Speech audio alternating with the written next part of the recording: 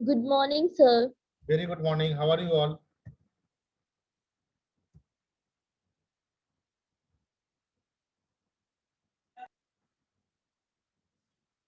तो हमने अपने प्रीवियस क्लास में डाल्टन एटॉमिक थ्योरी देखा था, ठीक है। तो आज हम डाल्टन एटॉमिक थ्योरी को थोड़ा प्रैक्टिस करेंगे फिल इन द ब्लैंक्स के फॉर्म में, ठीक है। तो ये एक ओरल टेस्ट के जैसा होगा और इंटरेक्टिव भी होगा।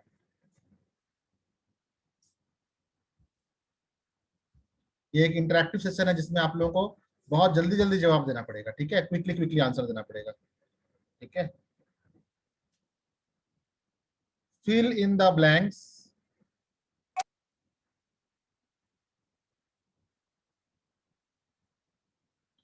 to complete the postulates of Dalton's atomic theory. All matters are made up of tiny particles called dash. सबसे पहले आंसर कौन देगा? सबसे पहले आंसर कौन देगा? दे दो आंसर, अनम्यूट करो, आंसर दो, अनम्यूट करो और आंसर दो फटाफट। एटम्स। नवदीप, नवदीप पहले आंसर दिया, एटम। Very good Navdeep. और एक बच्चे ने बताया था साथ में, ठीक है, वो देख नहीं पाया मैंने। Second, atoms are not dash. Atoms are not dash क्या होगा? Compound. Not divisible. Atoms are not divisible. Atoms को हम डिवाइड नहीं कर सकते। Atoms are not divisible. इसका आंसर किसने दिया? मैंने दिया, ठीक है।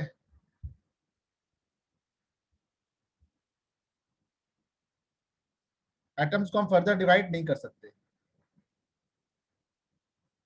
Third, atoms of same matter are made up of dash type of atoms.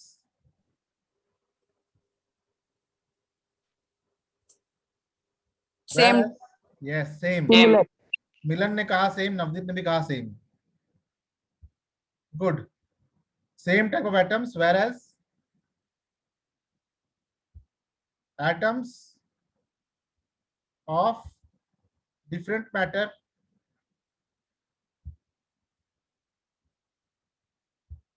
are made of dash type of atoms. Different types Different. of atoms.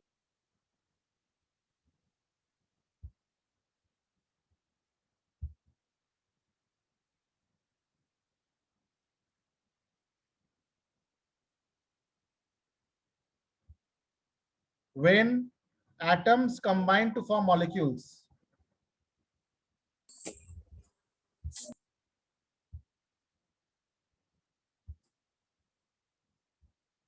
when atoms combine to form molecules, they do so in dash,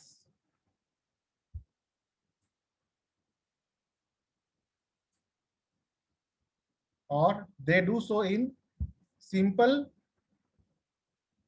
dash number ratio.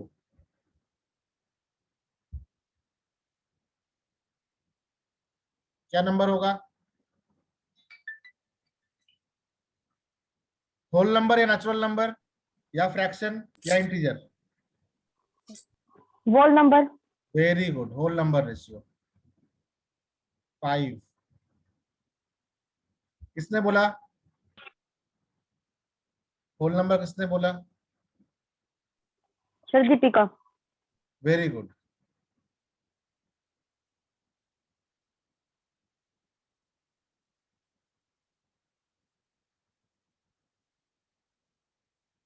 relative number of atoms. Relative number of atoms in any molecule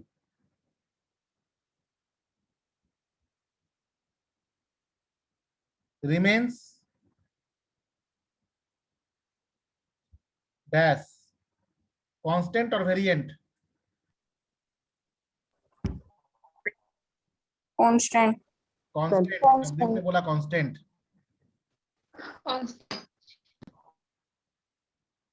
Very good.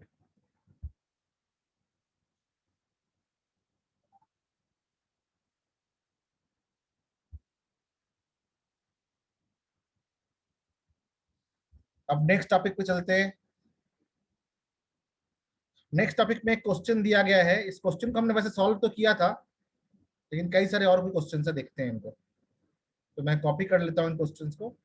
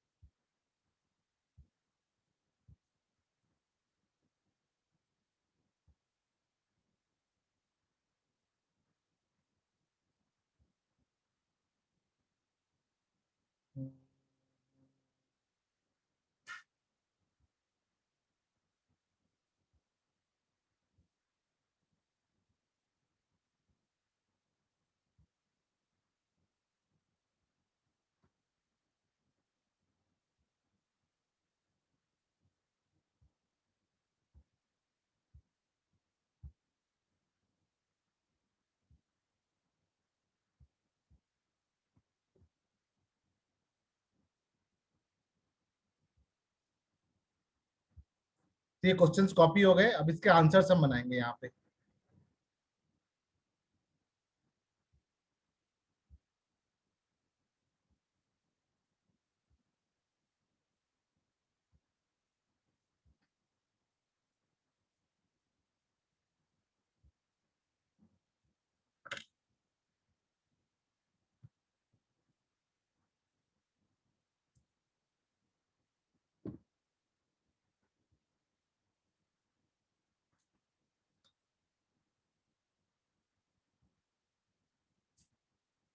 In a reaction, 5.3 gram of sodium carbonate reacts with 3 gram of acetic acid to produce 2.2 gram of carbon dioxide, 0.9 gram of water, and 8.2 gram of sodium acetate.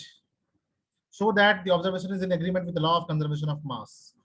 तो यहाँ पे reaction क्या हुआ है? Reaction है sodium carbonate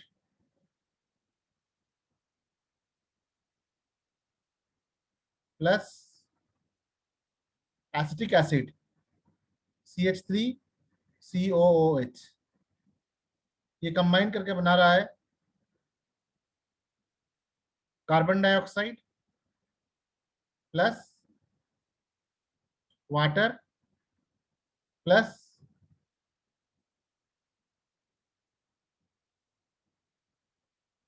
sodium acetate.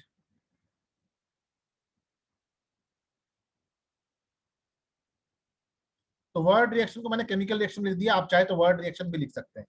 Sodium carbonate कितना दिया हुआ है इसमें? 5.3 gram. Acetic acid 6 gram. The products formed are 2.2 gram.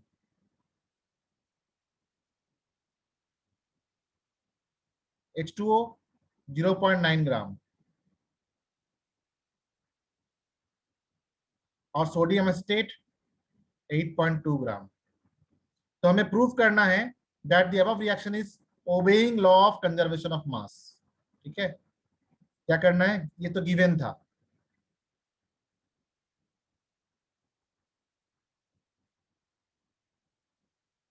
To prove above reaction obeys law of conservation of mass।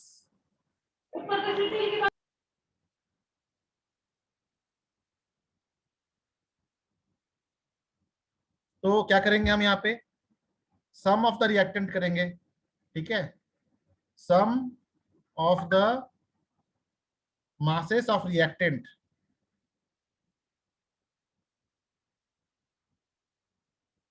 इन सबको हम रिएक्टेंट कहते हैं। जो लेफ्ट हैंड साइड में होते हैं वो रिएक्टेंट होते हैं। तो सम ऑफ द रिएक्टेंट करेंगे, कितना आएगा, 6.0 एंड 5.3 इज इक्वल टू 11.3 ग्राम। और जो राइट साइड में होता है उसे हम कहते हैं product.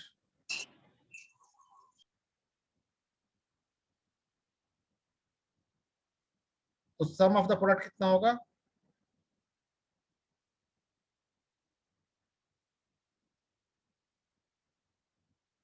Some of the masses of products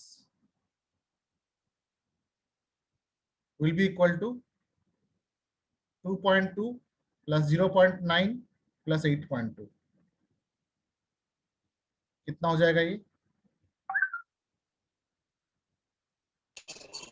13, 1 is pending and then, तो देखो ये वैल्यू और ये वैल्यू सेम हो गया।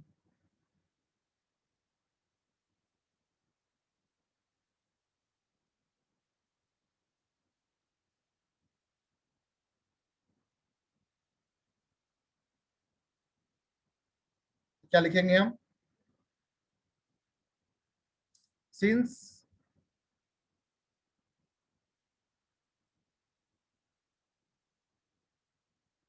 total mass of the reactant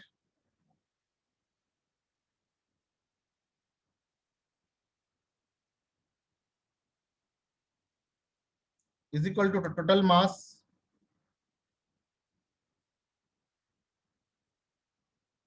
of the product, therefore the above reaction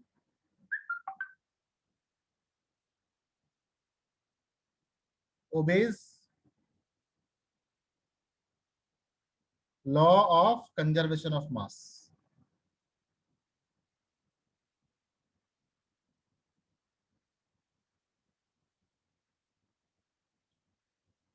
So this was questions from page number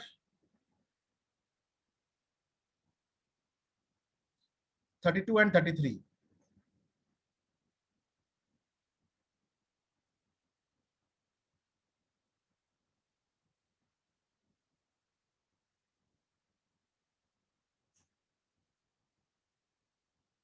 Page number 32 and 33 of NCERT class 9. ये question हो गया। दूसरा क्वेश्चन है, hydrogen and oxygen combine in the ratio of 1:8 by mass to form water. What mass of oxygen gas would be required to react with 3 gram of oxygen gas? ठीक है, कैसे करेंगे इसको, क्वेश्चन नंबर 2।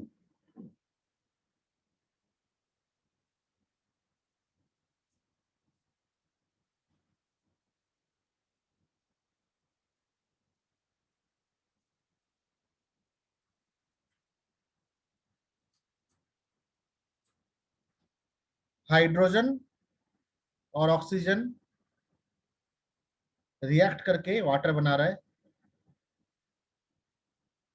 तो इसका ये 2 ग्राम है और ये कितना ग्राम है, 16 इंटू 2 32। पहले तो बैलेंस करेंगे इसको, यहाँ पे 2 हाइड्रोजन है, 2 हाइड्रोजन है, दो ऑक्सीजन है, यहाँ पे 1 ऑक्सीजन है, इसको 2 से मल्टीप्लाई कर दिया तो इसको 2 से मल्टीप्लाई करना पड़ेगा। तो ये हो गया 4 ग्राम ऑफ हाइड्रोजन और यहाँ पे हो गया ये 16 एक एटम का होता है, 2 एटम का हो गया 32 ग्राम। ये कितना बन रहा है, 2 इंटू 18 ग्राम 36 ग्राम, 2 इंटू 1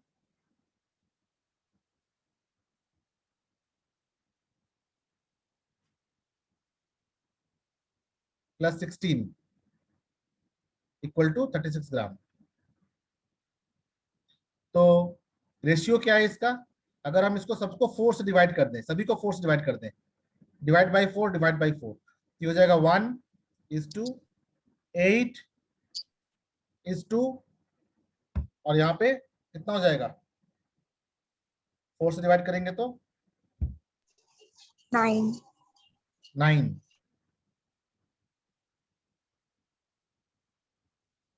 तो अब पूछा जा रहा है कि if we take 3 gram of hydrogen, अगर हम 3 ग्राम ऑफ हाइड्रोजन लेंगे तो रेशियो क्या होगा, इसको भी 3 से मल्टीप्लाई करना पड़ेगा, it will become 24 gram of oxygen, this will become 27 gram of H2O। Easy है, रेशियो एंड प्रोपोर्शन है ना, use ratio concept to get the answer. तो ये 1:8 तो था ही यहाँ पे, अगर हमें नहीं भी देता तो भी हम बैलेंस केमिकल इक्वेशन से निकाल सकते हैं कि 1 ग्राम हाइड्रोजन 8 ग्राम ऑक्सीजन से रिएक्ट करता है, तो 3 ग्राम ऑक्सीजन कितने से करेगा, 24 ग्राम से करेगा, सीधी बात है।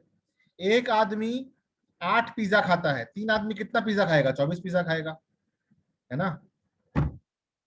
सिंपल यूनिटरी मेथड है ये तो, है ना। Which method it is unitary method. ये आपने क्लास 6-7 के मैथ्स में किया होगा। Next question is which postulate of Dalton's atomic theory is the result of law of conservation of mass। कौन सा पोस्टुलेट है कि जो law of conservation of mass से रिलेटेड होता है। डाल्टन्स ने एक जगह कहा था ऐसा कि atoms can neither be created not be destroyed.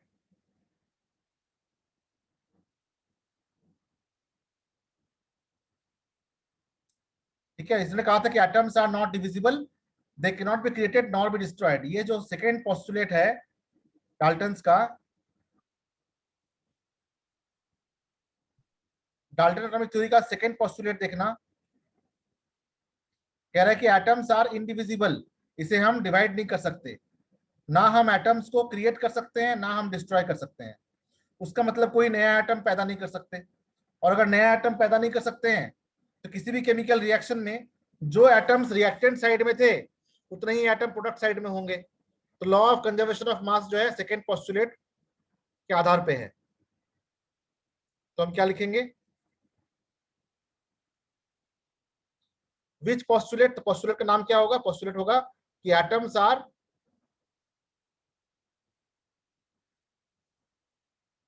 indivisible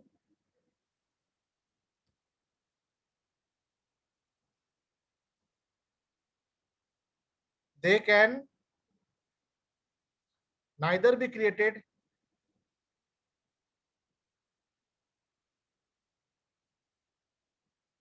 nor be destroyed। एटम्स को ना हम क्रिएट कर सकते हैं ना हम डिस्ट्रॉय कर सकते हैं, इसलिए कोई नया एटम नहीं बनता। और जब नया एटम नहीं बनेगा तो उसका मास सेम रहेगा। अगर मान लो कि किसी भी रिएक्शन में परस्पर तरीके से नया नया एटम बनते जाए तो क्या होगा, पूरा ब्रह्मांड का वजन बढ़ता जाएगा, ऐसा होता नहीं है। ठीक है, which postulate of Dalton's atomic theory can explain law of definite proportion या लॉ ऑफ कांस्टेंट प्रोपोर्शन। कौन सा पोस्टुलेट है, वो पोस्टुलेट जिसमें डाल्टन ने यह कहा है कि the ratio of the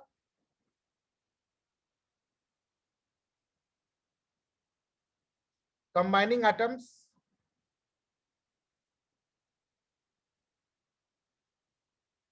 remains constant। उसमें लॉ ऑफ कांस्टेंट प्रोपोर्शन भी जुड़ा हुआ है। लॉ ऑफ कांस्टेंट प्रोपोर्शन से सीधा ताल्लुकात है इस पोस्टुलेट का। देखो इस पोस्टुलेट को दिखाते हैं, क्या कह रहा है यहाँ, atoms combine in the ratio of small whole numbers, ठीक है, टू फॉर्म कंपाउंड्स। चाहे H2O बनाए हम, चाहे हम H2O कैसे भी बनाए, इसका रेशियो 2:1 ही होगा। CO2 हम कैसे भी बनाए, इसका रेशियो 1:2 होगा। NH3 कैसे भी बनाए हम, इसका रेशियो 1:3 होगा। तो कह रहा है कि जब एटम्स कंबाइन करके मॉलिक्यूल बनाते हैं तो उसका जो रेशियो है वो होल नंबर रेशियो होता है। और दूसरा ये भी कि relative number of atoms and the kind of atoms are constant in given compound. तो ये दो पोस्टुलेट जो है ये लॉ ऑफ कांस्टेंट प्रोपोर्शन से एग्री करता है, कंप्लीटली एग्री करता है।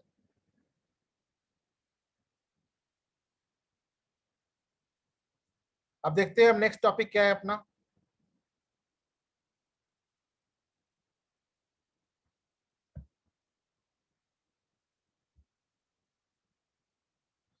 एक मिनट है ना।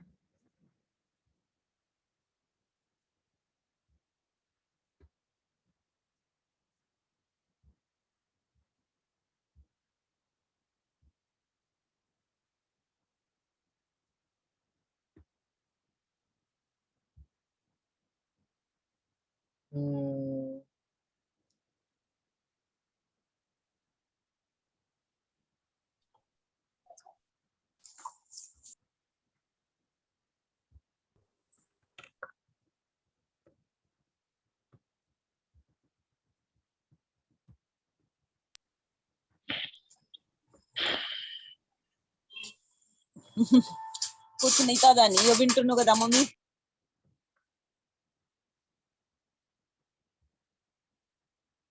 नेक्स्ट टॉपिक देखिए जरा।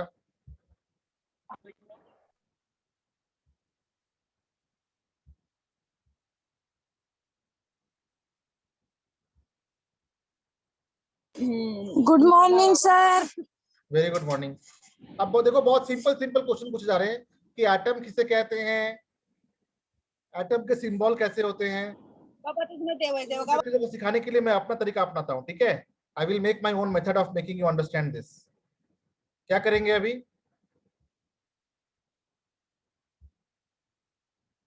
यहाँ पे हम लिखेंगे नेम ऑफ द एटम्स, या सबसे पहले हम ये देख लेते हैं कि how to draw the structure of atom. How to draw the structure of atom.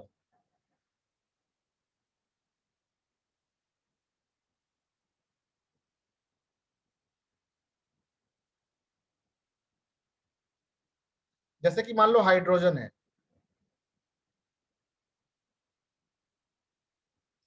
इसको हम लिखते हैं H, नंबर ऑफ प्रोटॉन। इसके अंदर कोई किसी भी एटम के अंदर प्रोटॉन होता है, न्यूट्रॉन होता है और इलेक्ट्रॉन होता है।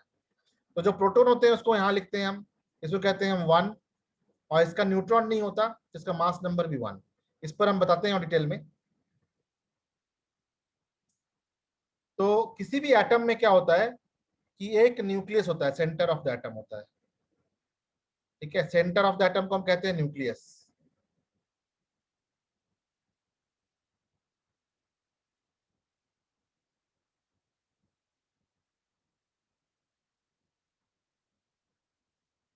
Yes, I will take 1 hour class, no problem.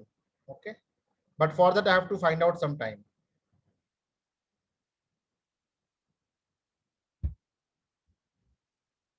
So center of the atom, ये न्यूक्लियस है। सेंटर ऑफ द एटम को हम कहते हैं न्यूक्लियस। इसके अंदर प्रोटॉन और न्यूट्रॉन होता है और इसके चारों तरफ इलेक्ट्रॉन घूमते हैं, इसे कहते हैं ऑर्बिट।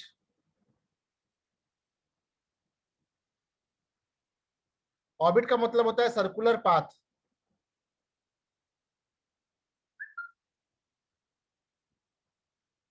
इसका मतलब होता है सर्कुलर पाथ इन विच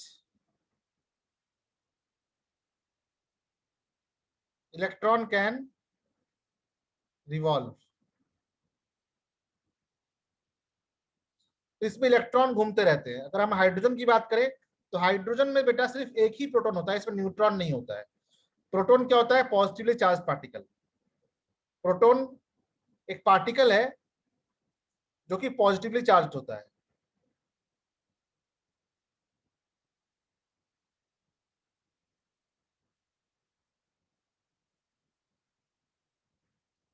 और इलेक्ट्रॉन क्या होता है, नेगेटिवली चार्ज पार्टिकल होता है।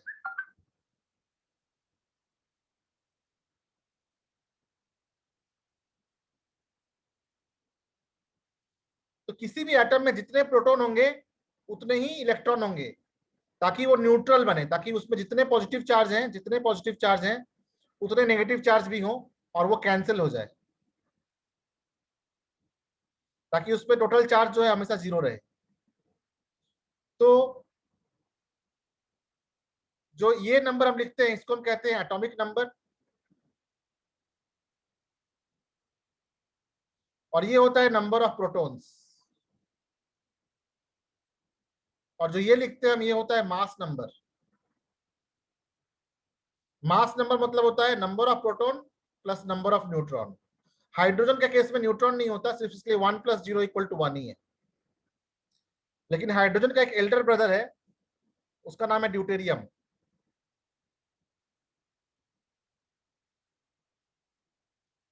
इसमें सभी एटम्स की तरह एक न्यूक्लियस होता है और न्यूक्लियस के बाहर एक ऑर्बिट होता है। ड्यूटेरियम में एक प्रोटॉन और एक न्यूट्रॉन होता है, और इसमें सिर्फ एक ही इलेक्ट्रॉन। जितने प्रोटॉन होंगे उतने इलेक्ट्रॉन होंगे, और ये रोटेट करते रहता है। इसलिए ड्यूटेरियम को हम लिखते हैं H12। इसको डी भी लिखते हैं, डी लिखेंगे तो 1 2 लिखने की जरूरत नहीं है। तो इसका एटॉमिक नंबर कितना होगा? Atomic number means number of proton is equal to 1, और मास नंबर मींस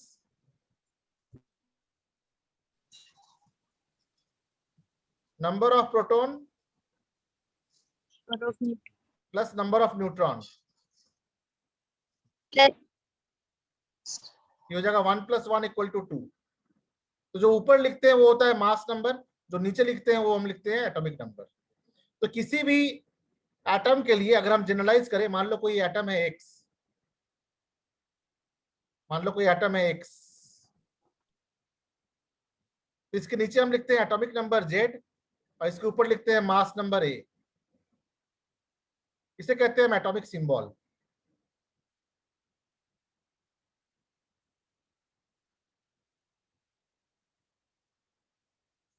ये है मास नंबर,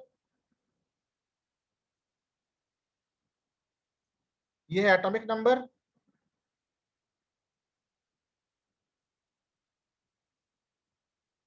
और ये है शॉर्ट सिंबल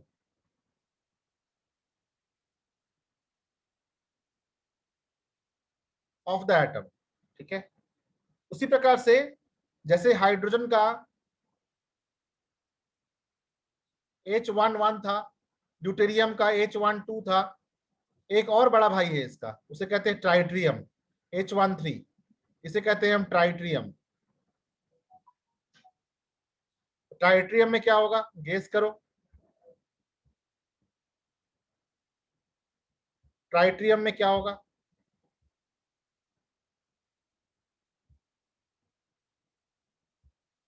इसमें एक प्रोटॉन होगा और एक इलेक्ट्रॉन भी होगा, लेकिन न्यूट्रॉन्स कितने होंगे? 2 न्यूट्रॉन होंगे। ठीक है, तो इस प्रकार के एलिमेंट जिसके एटॉमिक नंबर सेम हो लेकिन मास नंबर डिफरेंट हो, इनको हम कहते हैं आइसोटोप। ठीक है, what are isotopes? Atoms of the same element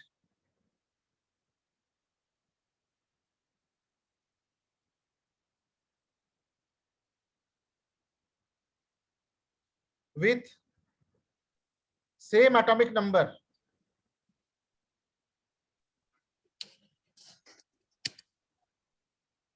and different mass number।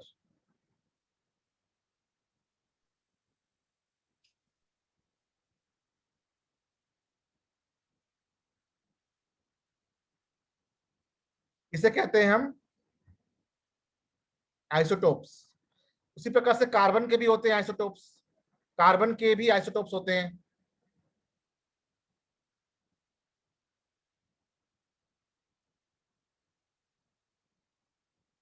जैसे C612 और C614, है ना। अभी मुझे बताओ एक स्मॉल टेस्ट, ओरल टेस्ट, अगर मान लो कि मैंने लिखा यहाँ पे C612, इसमें बताओ कि इसका एटॉमिक नंबर क्या होगा, इसका मास नंबर क्या होगा, नंबर ऑफ इलेक्ट्रॉन्स कितने होंगे, नंबर ऑफ प्रोटॉन्स कितने होंगे, नंबर ऑफ न्यूट्रॉन्स कितने होंगे। और अगर मैंने लिखा है यहाँ पे C614, तो इसका एटॉमिक नंबर क्या होगा, इसका मास नंबर क्या होगा, नंबर ऑफ इलेक्ट्रॉन्स क्या होंगे, नंबर ऑफ प्रोटॉन्स क्या होंगे, और नंबर ऑफ न्यूट्रॉन्स क्या होंगे। कितने क्वेश्चन हुए, 1 2 3 4 5 6 7 8 9 10। कौन कौन आंसर देगा, पहला कौन आंसर देगा यहाँ पे, चलो मैं सबका नाम देख रहा हूँ यहाँ पे। Who is going to give me the answer, पहला आंसर कौन देगा। एटॉमिक नंबर C612 का कौन क्या होगा, हाथ खड़े करने की जरूरत नहीं है, अनम्यूट करो और आंसर दो। 6 अरे वाह, mass number 12 very good, number of electron 6 very good, number of proton, 6 number of neutron, 6 इसमें एटॉमिक नंबर कितना है, 6, mass number, 14 number of electrons, 6 number of protons, 6 number of neutrons, 6 no wrong, 14 14 है तो फिर क्या होगा, 7 ऐसे इसमें क्या ऐड करेंगे कि 14 हो जाए, 8। तो अगर मैं लिखूं यहाँ पे mass number is equal to number of proton plus number of neutron, तो बताओ ये ट्रू है कि फॉल्स है।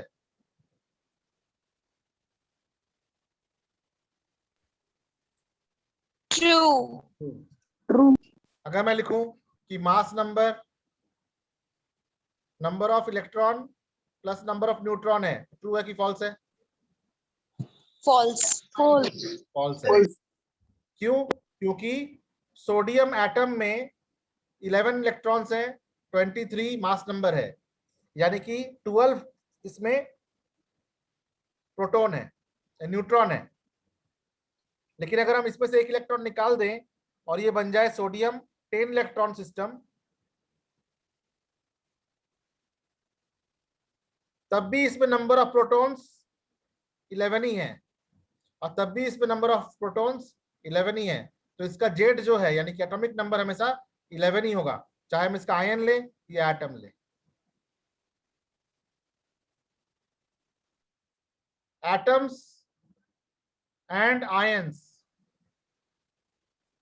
Have dash atomic number,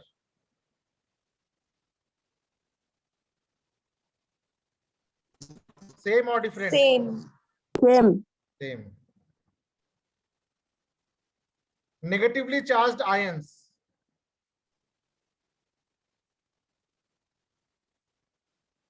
has dash electron than its atom, more or less. मान लो क्लोरीन है 1735, इसको हमने एक इलेक्ट्रॉन दे दिया, तब तो जाके नेगेटिव बन रहा है। तो नेगेटिवली चार्ज्ड आयंस क्या होंगे, उसमें इलेक्ट्रॉन ज्यादा होंगे या कम होंगे, मोर। more लेकिन अगर हम सोडियम लें 11,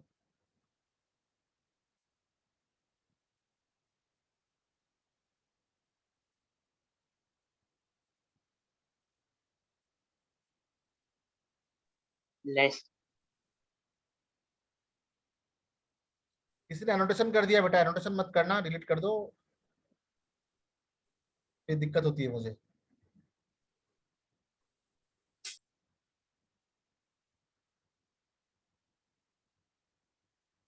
सोडियम है, इसमें से अगर एक इलेक्ट्रॉन निकल जाए तो ये बनेगा सोडियम प्लस 10 इलेक्ट्रॉन। तो बताओ positively charged ion has dash electron than its atom. less, less,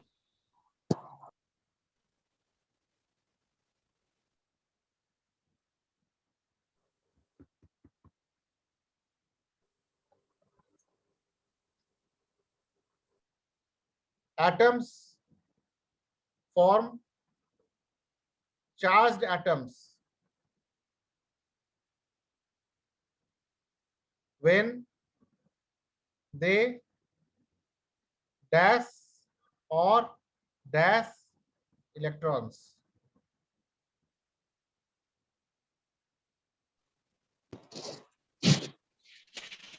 negative or positive, Atoms form charged atoms when they gain, या फिर इलेक्ट्रॉन गेन करेगा या फिर they lose electrons.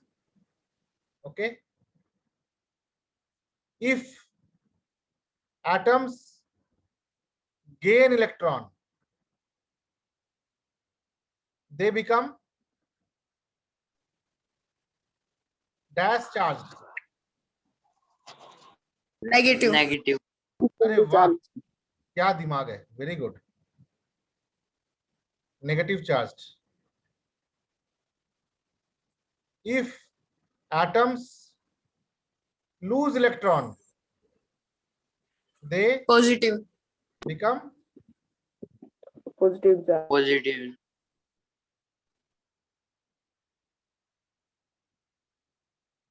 Very good. अब हम देखते हैं हीलियम एटम को. हीलियम एटम के बारे में हम देखेंगे अपने नेक्स्ट क्लास से. ठीक है, अभी दूसरा कोई क्लास होगा, अटेंड कर लो. ठीक है, हीलियम एटम देखेंगे नेक्स्ट क्लास में. Thank you everyone.